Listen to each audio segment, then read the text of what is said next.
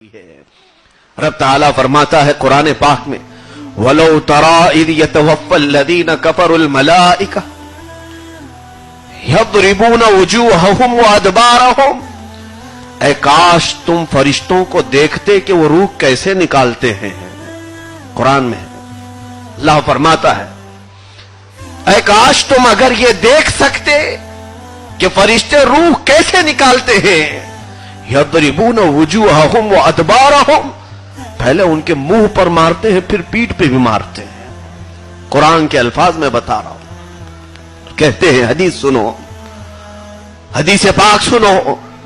جب کافر کی یا بدبخت کی گنہگار کی روح نکالنے کے لیے فرشتوں کی جماعت آتی ہے اور اس سے کہتے ہیں اخرجی ایتھا النفس الخبیثہ فی الاجساد الخبیثہ, اے بری جان برے جسم میں جو سرایت کر گئی تھی باہر نکلا.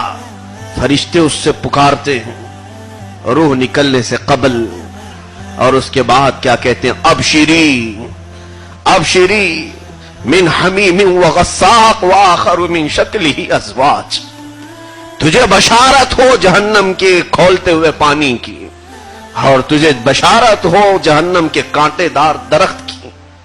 آجا باہر آجا نکل جا. لا مرحبا بہم انہم صالو النار, تیرے لیے کوئی بشارت خوشخبری نہیں, تیرے لیے کوئی مرحبا نہیں, تو جہنم کی مہمان بننے والی ہے. اور اس کے بعد روح کو نکالنا یہ الگ عذاب ہے, اور کافر کا یا ایک گنہگار کا صرف ملک الموت کو دیکھنا ایک الگ عذاب ہے. روح کو لے کر آسمانوں کی طرف جب فرشتے جاتے ہیں دروازہ کھٹکھٹایا جاتا ہے, یہ حدیث پاک میں موجود ہے. افتحوا الباب, فرشتے کہتے ہیں دروازہ کھول لو. دربان جو ملائکہ ہیں وہ پوچھتے ہیں کون ہے, کس کی روح ہے؟ کہتے ہیں یہ فلاں ہے, فلاں کا بیٹا تھا, یا فلاں ہے یہ فلاں کی بیٹی ہے, اس کو لایا گیا ہے. وہیں سے پہلے آسمان کے فرشتے دیکھتے ہیں اور کہتے ہیں ھذا النفس الخبیثہ فی الجسد الخبیث, یہ بری جان لے آئے ہو جو برے جسم میں تھا, جو رب تبارک و تعالیٰ کی زمین کو لال کر کے آیا ہے, جو رب تبارک و تعالیٰ کی کائنات میں اپنے گناہوں کے دھبے چھوڑا ہے. لا فتح اللہ علیکم, اللہ کی طرف سے آج تمہارے لیے کوئی دروازہ نہ کھلے گا, واپس اسے لے جاؤ. یہاں تک کہ ملائکہ اس کی روح کو بھٹکتے ہوئے طور پر غلیظ جگہوں پر چھوڑ جاتے ہیں. یہ حدیث پاک میں ہے. اور پھر نیک بندے کی روح نکالنے کے وقت بھی اللہ کے نبی صلی اللہ علیہ وسلم نے فرمایا ملک الموت خوبصورت لباس میں اپنی جماعت کے ساتھ حاضر ہوتے ہیں, اور پاکیزہ طبیعت والا نیکوکار بندہ اس کے سرانے پر بیٹھ کر کہتے ہیں ایتھا النفس المطمئنہ, اے پاکیزہ جان کے مالک, اخرجی وابشری من روضۃ وریحان ولا غضب من الرحمن, باہر آجا تیرے لیے بشارت ہے کہ ساری جنت سجائی گئی ہے. روضۃ وریحان, ریحان پھولوں سے آج تیرے لیے سجایا گیا ہے, باہر آجا. اور آج تیرے لیے رب کا کوئی غضب بھی نہیں ہے. لا غضب من الرحمن, رحمان کا کوئی غضب آج تجھ پر نہیں ہے, باہر آجا.